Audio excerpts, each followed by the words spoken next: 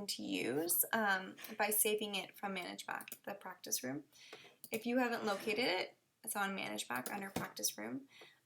So I've saved it, and now I can open it in Photoshop. So I went File, Open, and I selected practice room from my desktop where it was saved. So here's my file. It defaults to the background layer that's locked, which is great because I don't want it to move as I'm working on it. I'm going to locate on the internet my chair, my light, my TV, my furniture of choice, all that stuff.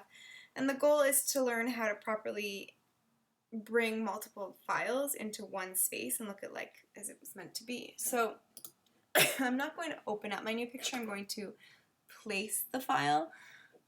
You can do it embedded or link it. So I've got a chair that I'm going to place. Here is my chair. It opens up to having the T's defaulted, which Command T is the corners. To resize, hold Shift because it keeps a proportion. If you don't hold Shift, this is not how the chair was intended to be. It's not supposed to look like that. You just hold Shift so it keeps its proportion. When you hit Enter or Return, they go away. Command T, it comes back. Easy to say. So Command T, you get the corners. Enter, they go away. I can't do anything on this photo until this little icon goes away.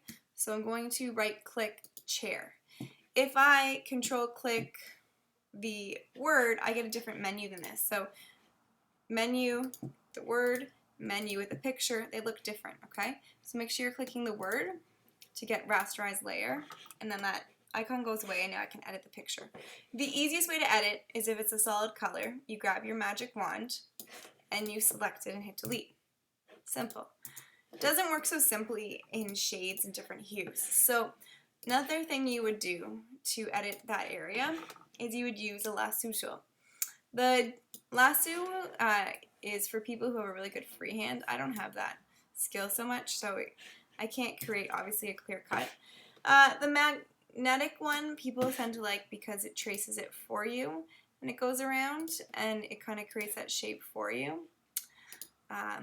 My favorite personally is the polygonal. It lets me go at my own pace. So I can stop at any time if I have to answer a question or if you get caught in a conversation and you don't ruin your work. All you do is simply click your way around at your own pace, and you can even see the line it's making before you click to leave that impression.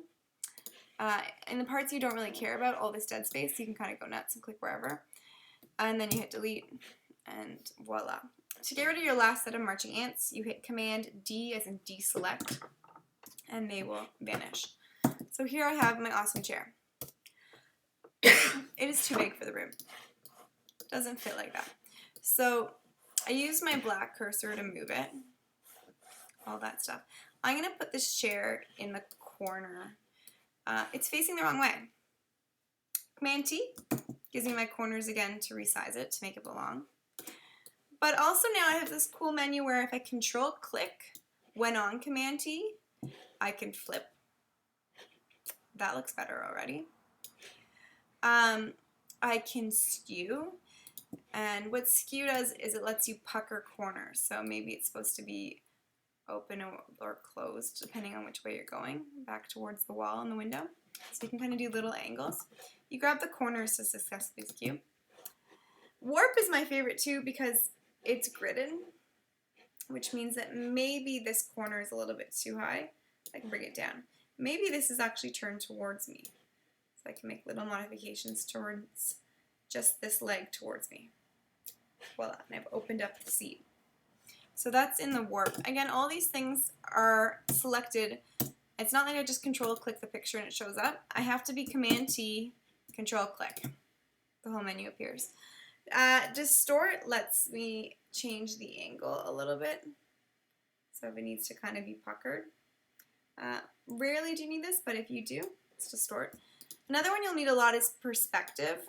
It's kind of like opening and closing a door, pulling something towards you, or pulling something towards you. See, it's like a door swinging towards you.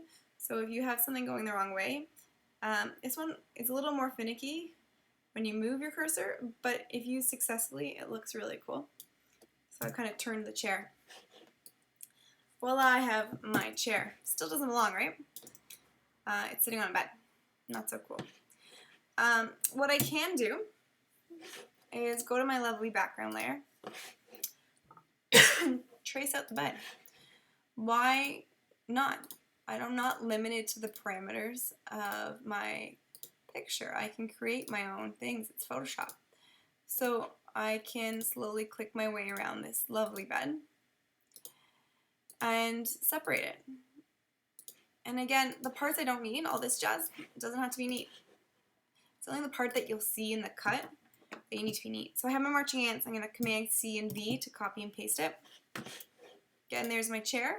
And now if I move my chair layer below it, it gets moved to the corner. And actually looks like it belongs in the corner of the room.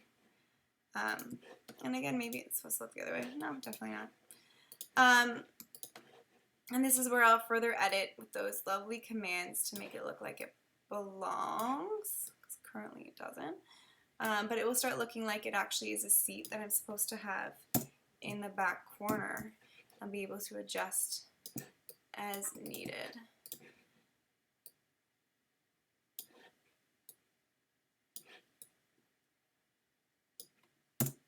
Voila! Now it looks like the chair was meant to be in that room originally as part of the room. Super easy. These are the tools you use. Selection, the lasso tool, the magic wand tool, and copy and paste. Command T gives you the full menu. Control click, all your tools.